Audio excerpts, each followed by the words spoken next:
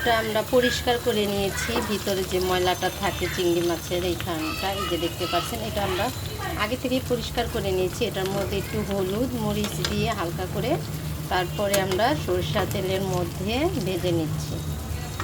এই যে এটা কিন্তু খুবই খেতে টেস্ট লাগে। এই যে আমি একটু উল্টিয়ে দিচ্ছি।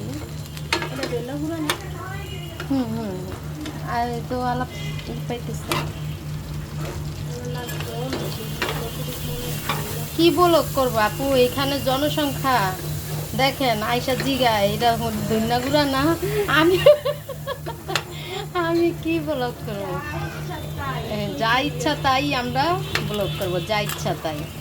তো এই ইগুলা, এই যেগুলা চেপে চেপে দিই যেন এটা ভাজা হয়।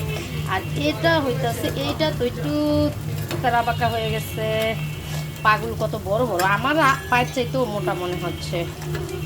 এই যে এটারে এইভাবে করে দিয়ে দিলাম, যাই এখন ফ্রাই হও।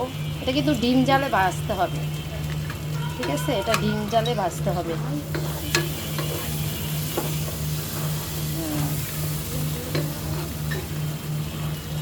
এইভাবে ধীরে সুস্থে করে ভাজতে হবে, আর উল্টিয়ে দিতে হবে মাঝে মধ্যে। এই পাটাই বেশি।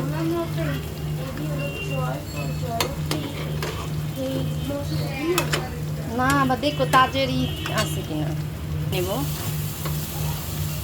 এর আমি